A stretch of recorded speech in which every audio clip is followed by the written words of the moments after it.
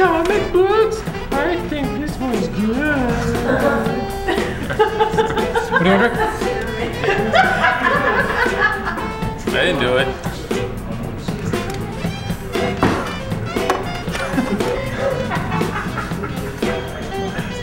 Add 30 minutes to that. There's George.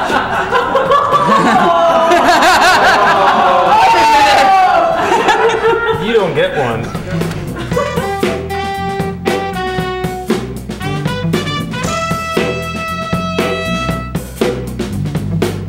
Okay. Yeah, amazing.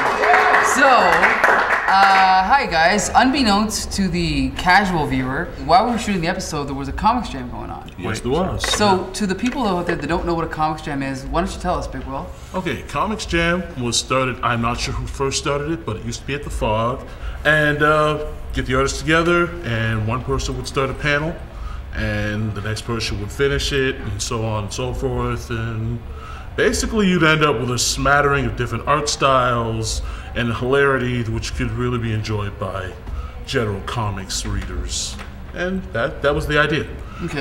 Different artists are at different levels. I don't know if anybody knows this, but George is like a really good artist. I didn't know You that. are? Oh. Wait a And minute. we have You're George. this George. This guy, yeah, as humble as he is, it also gives an opportunity for those guys who kind of hide their art under their bed. That's right. It's just, you know, it's kind of like, oh. Bring it all out. Yeah, bring it all out. Yeah. To So show good it to off. see you. And to So- show it off to like-minded people. All right.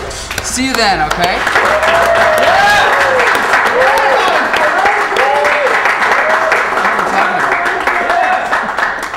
Okay, let's start out with a review of Wolverine Annual number 2, okay?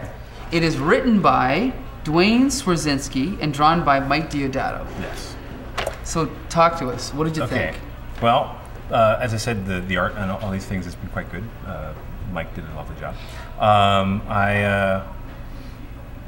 The short version of my review is the biggest problem with the book is that it's a Wolverine book.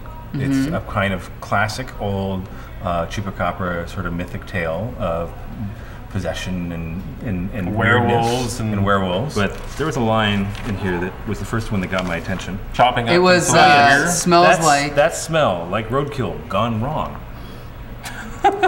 See, I should have probably said 'cause roadkill roadkill- gone wrong, but it's still as opposed to roadkill gone right. yeah. And there's a And lot that- of that. And there's the scene with the gun and he's an old war veteran and he walks into a house full of a town full of dead corpses. He hears a noise in a cabin and kicks the door in to get shot.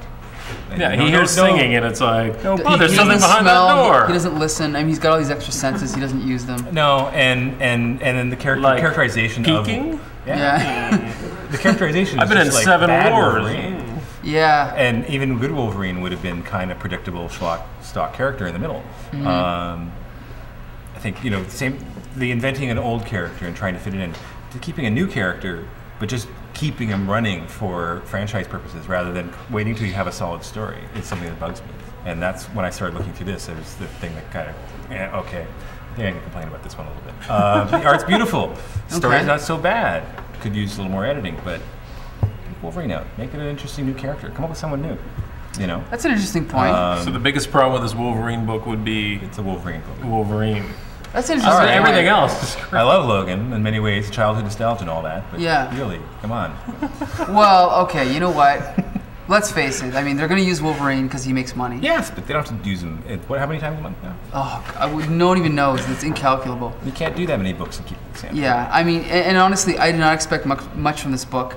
The first thing I have to say is Mike Deodato is strange because he started out as sort of this image artist. Then he turned into, when he was on Spider-Man, he was sort of this generic, realistic artist. And now he's actually experimenting a bit. And I actually really like the art. Yeah, it's almost good. like maybe Frank Miller influenced or something, I don't know. A little bit. He's experimenting with panel designs, with black and white, and I really like that, so the art is good. The writing, you read it before I did, so I went in thinking it wasn't going to be good, but actually, I didn't think it was that bad. Well, that's what I was saying. It's not horrific. No. There's some real problems. Most of them have to do with Wolverine's part. You know what? Maybe it's not the best thing in the world, but I don't mind that. I don't mind the fact that it at least has a structure and has a message and Sure. and has, you know what I mean? So I mean, At least. At the very least. At least. yeah. But anyway, George, what did you think? If I was using a public bathroom and this book was in there, I would certainly recommend reading it. It was good. I thought you were going to go in a totally different direction. No, it was Wolverine. Okay. It was great. I love Wolverine. Everything was great about it. But there's only a couple different ways you can do Wolverine. And again, you know, try to get out of those. The only really thing I want to say negative about the book, because it is fun and it's good and it's fun to read. It's a throwaway story. Mm-hmm. My only real problem was at one point he gets kicked in the sternum by a giant boy werewolf possessed evil child chupacabra thing, and he gets smashed through a building. And his narration, which he doesn't actually even say anything out loud, but his thought is, "Ouchie." Yeah, noticed that. Yeah. And compared to the rest of the story, there was no reason for him to make like a Buffy the Vampire Slayer joke at that point. There's a lot of that. "Oh, my bad." Yeah, like, it was just ridiculous. Like, it didn't fit. Yeah, there was a lot of that. But like, beyond that, yeah. it was you know, I think my minute and a half was well spent reading it. Was that in the bathroom or reading this comic? Well, it was in a public bathroom. Okay. That's that part of the story, where I spent a lot of my time. Okay. So, ladies. Now, is this going to make you want to read more? No. Well, not me. Marvel comics or less Marvel comics? If you're going to think like a junkie system, it's better to keep them wanting a little more.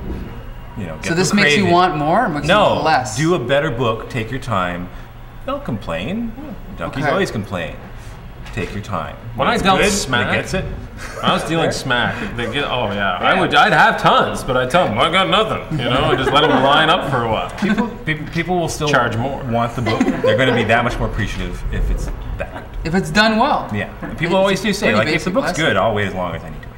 So now we're going to talk about. This is a new segment on the show called Recommended Reading, and for our first recommended reading, Solid Sam has something he'd like to recommend that you read. City of Glass. City of Glass. Which is an adaptation of a short story by Paul Auster. And it was done by Paul Kursick, probably butchering his name, and Dave Mazzucchelli. City of Glass is a great example of something graphic novels could do a lot more of.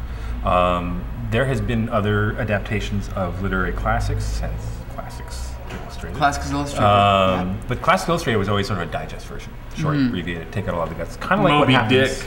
Yeah. It was quite Moby. And they left out the dick. But it's a family audience. So the same problem with a lot of films. When you make an adaptation with film and with those Classics Illustrated, you're losing a lot of the material. But comics don't inherently need to do that. No. City of Glass is a beautiful example of a book that not only didn't drop much of anything, but added a whole bunch of material in terms of symbolism and layers and interpretation. And it has, Auster himself is quite fond of it, from what I understand. Great book in general. If you want to make comics, study it, understand what they did. There's a really great long. That's actually what you were talking about. A long kind of discourse with Kursick about the creating of the book and how they did it and what they were doing on Indie Magazine. It's a web page. But for sure you can get it online at something like Amazon.com. Well, and there's also a lot about it online. Yes. Well. I'm in. I'm ordering it tonight probably. Okay, we're going to come back right after this. We're going to talk about what the blazes is wrong with the comic book industry with Solid Sam right after this.